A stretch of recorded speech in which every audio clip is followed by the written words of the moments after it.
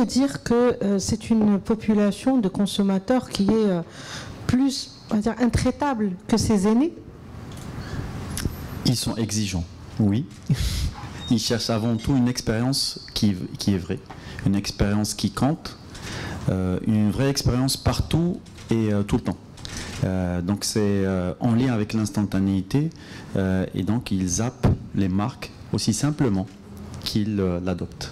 Ça veut dire qu'il ne développe pas On parlait de lien émotionnel avec une marque, avec un produit, avec une enseigne, etc.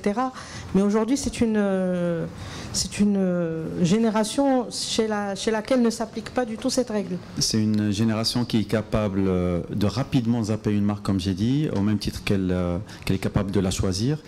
Et tout ça passe à travers la transparence, passe avec l'expérience qui doit compter.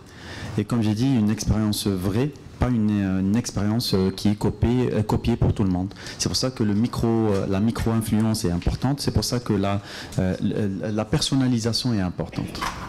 Maintenant, sur cette base, est-ce qu'on peut encore parler de fidélisation? Est-ce que la logique de la fidélisation s'applique dans cette... Oui, dans la mesure, mais en adaptant les programmes ou la fidélisation, les programmes qu'utilisent les brands ou les marques pour fidéliser leur clientèle, il faut qu'ils s'adaptent. Il faut qu'ils s'adaptent en termes de proposition de valeur, parce que la proposition de valeur, il faut qu'ils s'y retrouvent.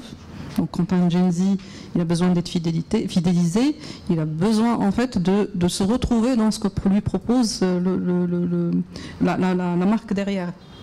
Ça d'un côté, il faut que aussi les outils de fidélisation soient adaptés aux canaux que les utilisateurs, cette génération Z, utilisent au quotidien. Donc la digitalisation aussi de ça, elle est importante.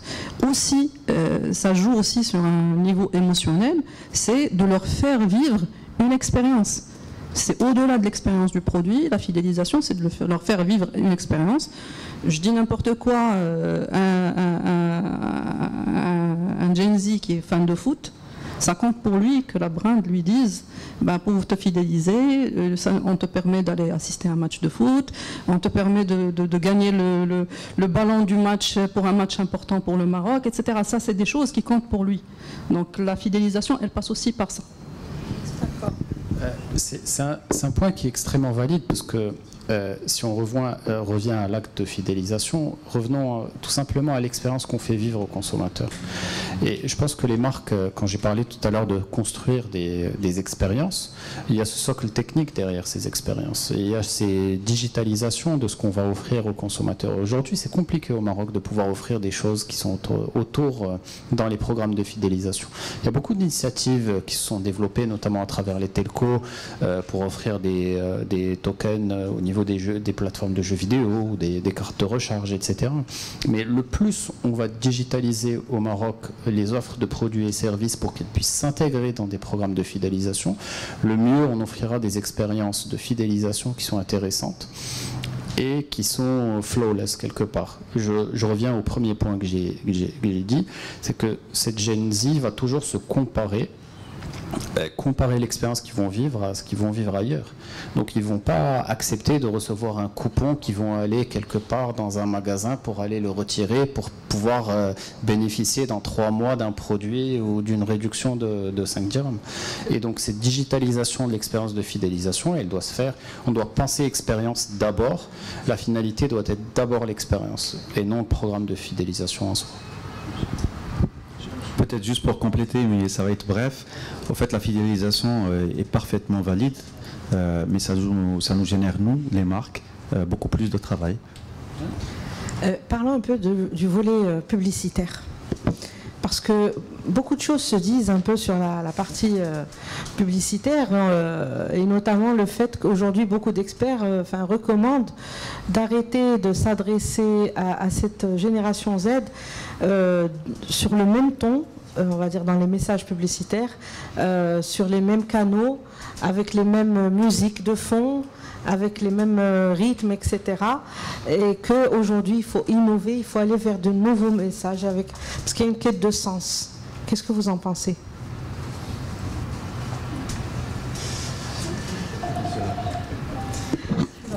J'en profite du fait, surtout que vous êtes tous les deux ici. Il faut profiter d'un point, il faut profiter d'un élément, c'est qu'ils sont producteurs eux-mêmes de contenu.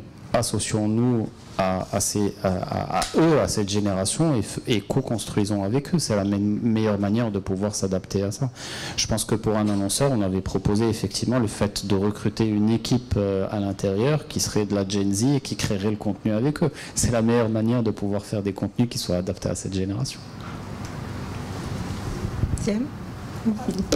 Je vais juste reprendre ce qu'a dit Hassan, justement, et j'en ai parlé tout à l'heure, c'est la co-création. Aujourd'hui, c'est une génération qui s'attend à ce qu'on co-crée avec elle.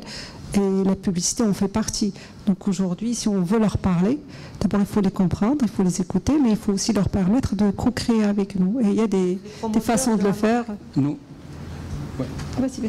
Non, ce que je veux dire aussi, c'est que nous-mêmes, en tant qu'agence, on est challengés. Je veux dire dans le sens où les équipes, d'une manière générale, au niveau des agences, doivent s'assurer toujours d'une rotation des effectifs qui puissent intégrer effectivement des gens de la Gen Z. Autrement, on sera complètement décorrélé de la réalité du marché et de la réalité de ce qui se passe. Donc, et je pense que ce n'est pas une problématique de notre agence en particulier, c'est une problématique de toutes les agences du marché et même partout dans le monde. On ne peut pas avoir un social media manager qui a 35 ans et qui gère une communauté de Gen Z ou de Gen Alpha, c'est juste impossible. Et donc il doit pouvoir s'adapter à leur code, à leur discours, à leur manière de parler. Soit il est schizophrène, soit il peut pas. Et c'est juste une question de philosophie même de la personne, parce que soit un truc on l'a ou on l'a pas du tout. Et donc à partir de là, effectivement, nous les agences, on doit pouvoir intégrer ces générations-là avec nous pour qu'on puisse effectivement être adapté à ces audiences-là.